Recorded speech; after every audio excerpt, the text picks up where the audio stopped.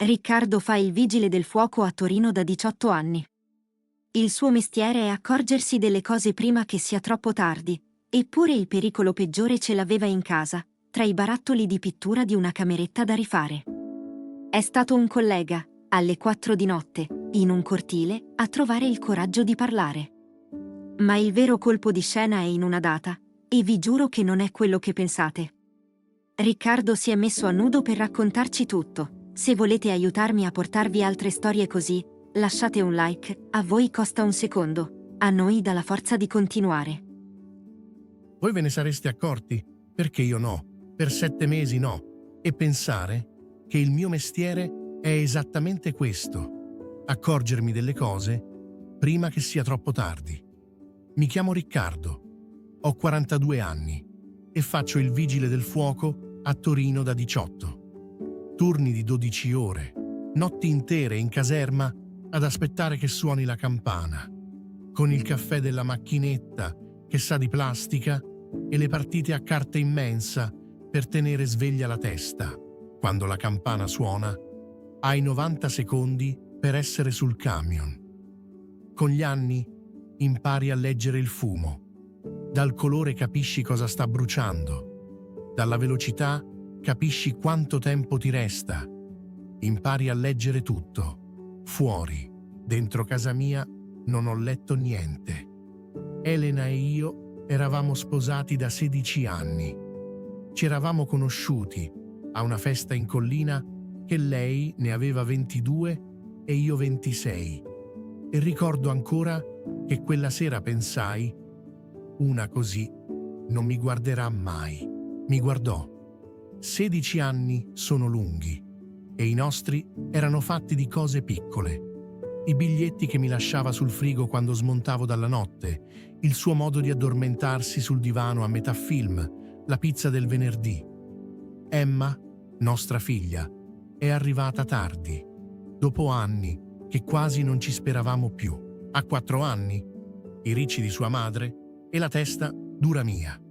Per lei, la scorsa primavera, avevamo deciso di rifare la cameretta e il bagno piccolo. Via la carta da parati vecchia, un armadio nuovo, le pareti color pesca che Emma aveva scelto indicando col dito un catalogo. I lavori li seguiva un geometra, Alessio, un tipo preciso, sui 45, sempre con la camicia stirata anche in mezzo alla polvere del cantiere. Veniva a controllare, beveva il caffè nella mia cucina, mi stringeva la mano. Bella famiglia, mi disse una volta. Gliel'ho pure offerto io, il caffè. I segnali c'erano. Adesso li vedo tutti, in fila, come le tessere di un domino. I lavori che non finivano mai. Prima un problema con l'impianto, poi le piastrelle arrivate sbagliate, poi un'infiltrazione comparsa dal nulla proprio quando stavano per chiudere. Elena che si era rimessa a correre. Un profumo nuovo che non le avevo mai sentito. Il telefono sempre a faccia in giù, sul tavolo. Una sera le sfiorai la spalla mentre lavava i piatti e lei ebbe un piccolo scatto, come se l'avessi svegliata. Sono stanca, disse.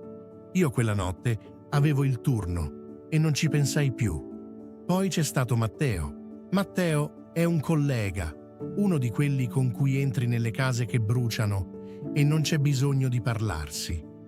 Per 3 settimane fu strano. Evitava il mio sguardo in mensa. Cambiava discorso. Una volta lo trovai fermo davanti al mio armadietto come se dovesse dirmi qualcosa. E poi se ne andò. Pensai che avesse problemi suoi. Anche questo non l'ho letto. La notte del 26 ottobre uscimmo per un incendio in un alloggio a Barriera di Milano.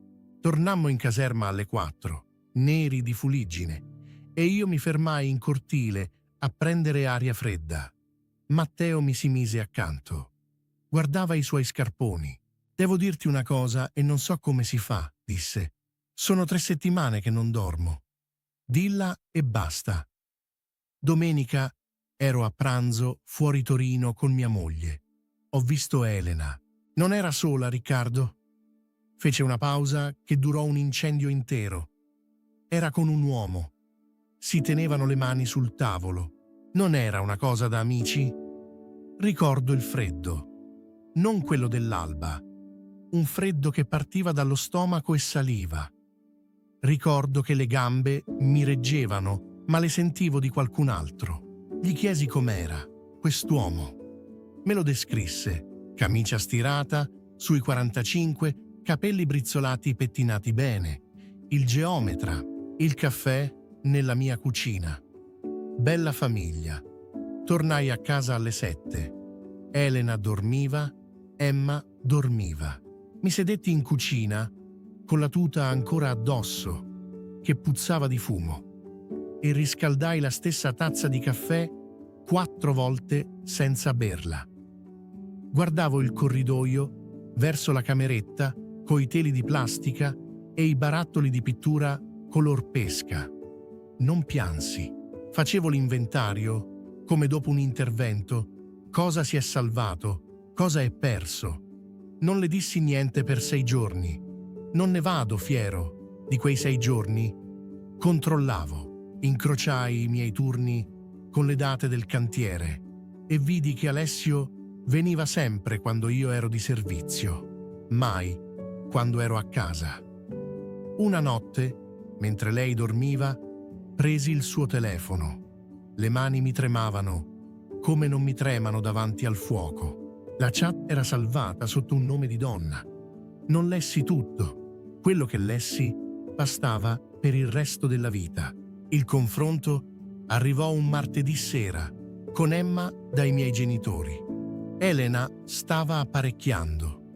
Le misi il telefono sul tavolo, aperto sulla chat. Lei si sedette piano, come se la sedia potesse rompersi. Non negò a lungo, va detto. 2 frasi di difesa, poi il silenzio, poi le lacrime. Da quanto, le chiesi? Da quanto, Elena? È successo. Non l'ho cercato, Riccardo. È successo. Da quanto? Da giugno. 5 mesi. Ma è finita, te lo giuro. Volevo finirla comunque. Quella notte dormii in caserma, senza essere di turno. I colleghi non chiesero niente. Mi lasciarono una branda e un piatto coperto, che è il loro modo di abbracciarti. Nelle settimane dopo feci tutto il repertorio dell'uomo che affoga.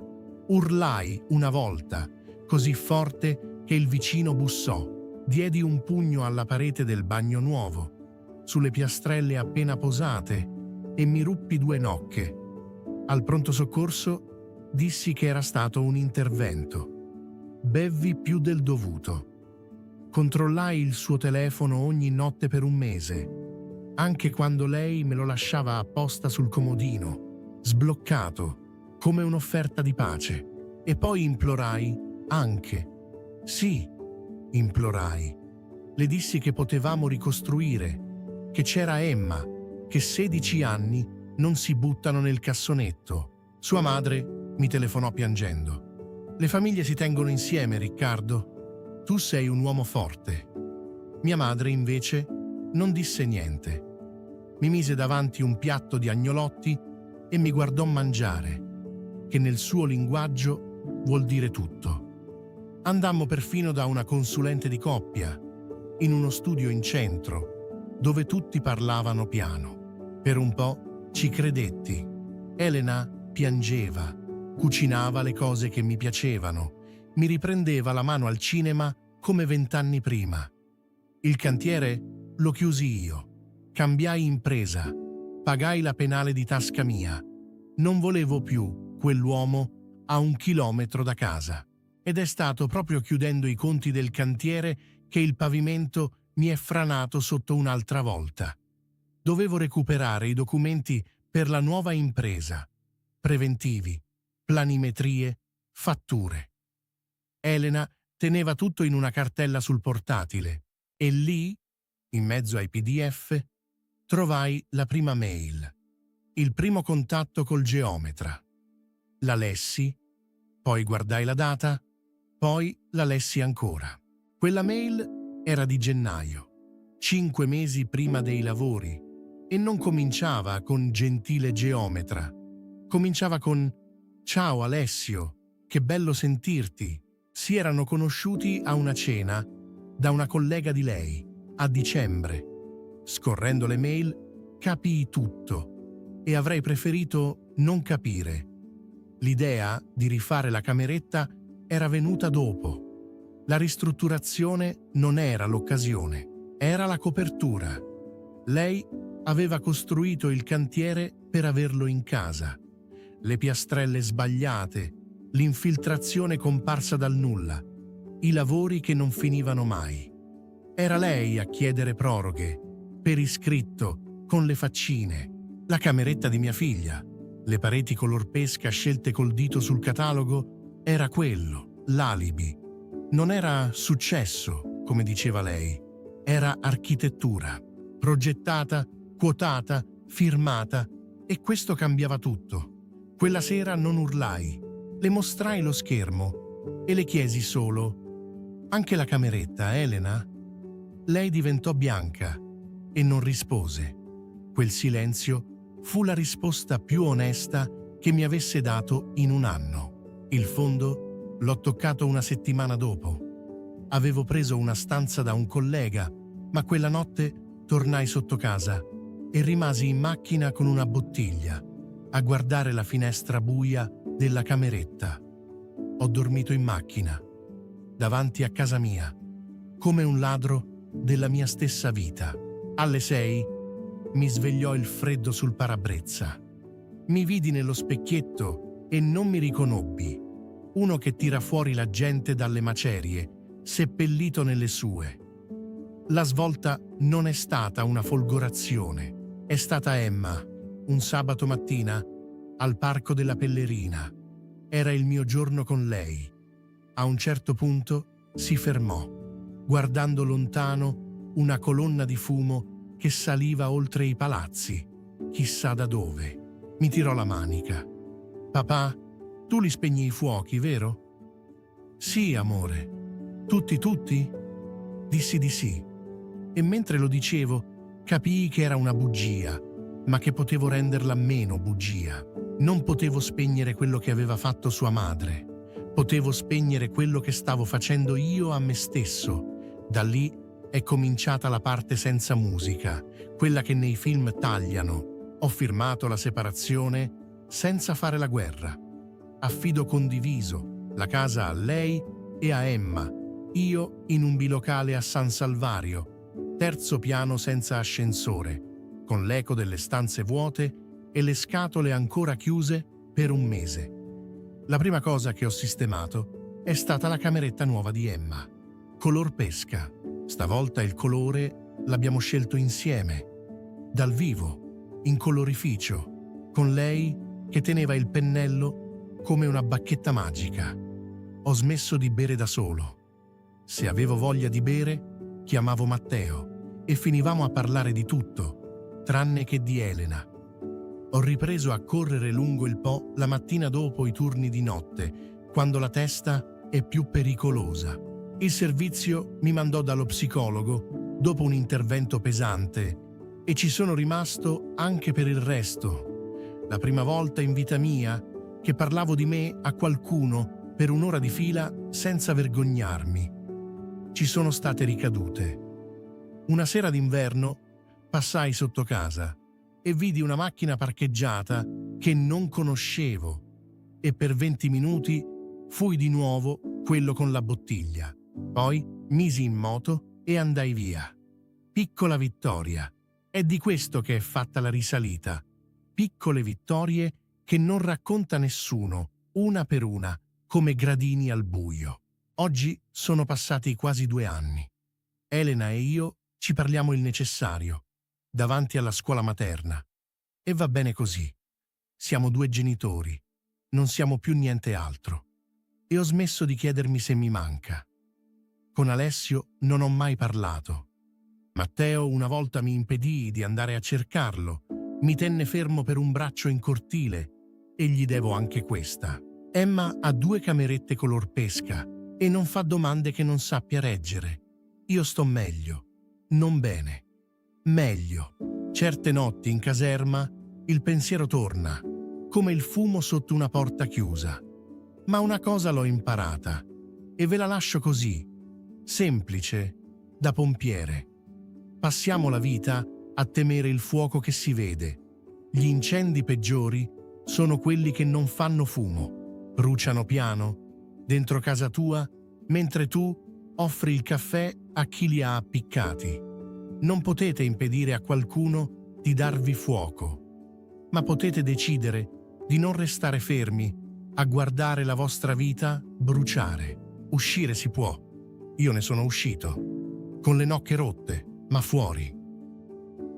Gli incendi peggiori sono quelli che non fanno fumo, ma Riccardo ci ha dimostrato che uscirne si può, anche con le nocche rotte.